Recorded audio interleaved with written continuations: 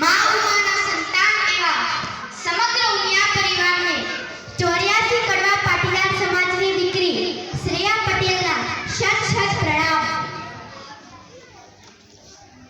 મારે આજે કંઈક જુદું જ કેરેક્ટર છેડવું છે, જેના વિશે બહુ જ ઓછું લખાયું છે, પણ મને લખવું છે, બોલવું છે। આપણા ઘરનું એવું પાત્ર કે જેની કોઈ નોંધ જ લેતું નથી। હા, મારે પપ્પા વિશે વાત કરવી છે। એક પુરુષ જ્યારે ઘણું બધું ગુમાવે ત્યારે પપ્પા બને છે। પપ્પા રિટાયર્ડ થાય છે। શું પપ્પા કદી રિટાયર્ડ થઈ શકે? દરેક સંતાનનું પ્રથમ પુરુષ એક વચન એટલે પપ્પા। આમ તો પોલાદને કદી સ્પર્શ્યું નથી। હા, હું મારા પપ્પાને અડી છું। મારા ઘરની વન મેન સરકાર એટલે પપ્પા। આત્મવિશ્વાસનો અડીખમ ગિરનાર એટલે પપ્પા। હિંમતનો દરિયો ને ક્રોધનું ઝાડ એટલે પપ્પા। સંતાનોના રક્ષણની સલામત વાડ એટલે પપ્પા। પપ્પા એક પ્રકૃતિ છે જેમાં સતત બદલાવ આવે રાખે છે। મમ્મીને સમજી શકાય, પણ પપ્પાને સમજવા સંતાનોની ફૂટપટ્ટી હંમેશા ને હંમેશા ટૂંકી પડે છે। આ પપ્પા જે સવારે ખૂબ રોડાવે અને સાંજે બગીચે ફરવા લઈ જાય। આ પપ્પા જે પોતે સાયકલ સ્વીકારીને છોકરાને બાઈક અપાવે।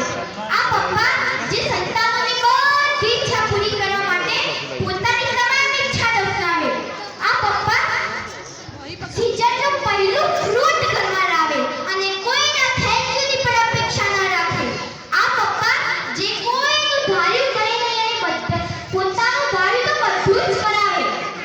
આ પપ્પાને સમજવા આપણે કદાચ ફરી જન્મ લેવો પડશે। અને આ જ પપ્પા રિટાયર્ડ થઈ શકે, ટાયર્ડ નહીં। પપ્પાની સાયકલની સીટ પર બેસીને મેં જે દુનિયા જોઈ છે તે તો આજે ફોર વ્હીલરની કારમાંથી પણ નથી દેખાતી। કેમ? એ દુનિયા પપ્પા સાથે રિટાયર્ડ તો નથી થઈ ગઈ ને? પપ્પાએ માંડ લોન લઈને લીધેલું એ પેલું મકાન, જેના વાઈટ વોશ કરવા માટે પપ્પા પાસે પૈસા નહોતા, છતાંય ઈંટો પપ્પાના પરસેવાનો કલર અમે અનુભવેલો। પપ્પાને મારી કિંમત છે ને પપ્પા મારી હિંમત છે। એક શ્રીફળ સમૂહ વ્યક્તિત્વ એટલે મારા પપ્પા। પપ્પાનો સ્વભાવ કદી ન સુધારી શકાય, કારણ કે એ પપ્પા છે। પપ્પાને એની તમામ મર્યાદા સાથે સ્વીકારાય, કારણ કે એ પપ્પા છે। યાદ રાખજો, પપ્પા નોકરીમાંથી રિટાયર્ડ થાય છે, મગજથી નહીં।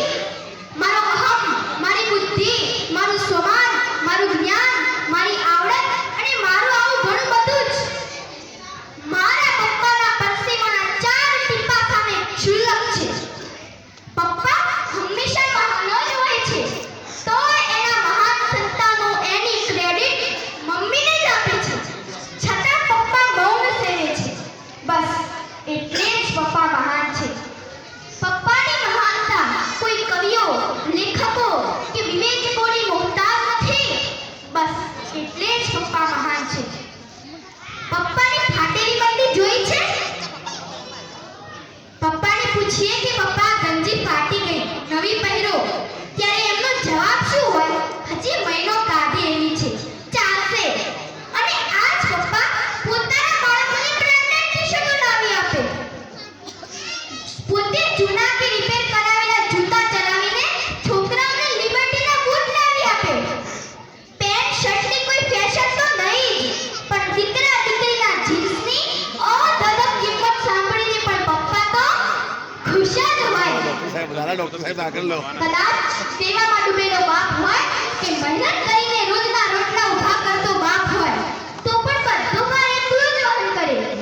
તે તેના કુટુંબને કહે, તમે તમારી શાંતિથી જુઓ, હું બેઠો છું ને। એક ઘરની છત બનીને ગરમી, ઠંડી, વરસાદ બધું સહન કરતું પાત્ર એટલે પપ્પા। મમ્મીને ખોટું લાગે તો રડી લે, તકલીફ પડે તો રડી લે, અને પપ્પા જાણે કે કશું જ બન્યું નથી એમ હસતો ચહેરો રાખીને દુઃખને હૃદયમાં છુપાવી લે। બળાપો કાઢે તો એ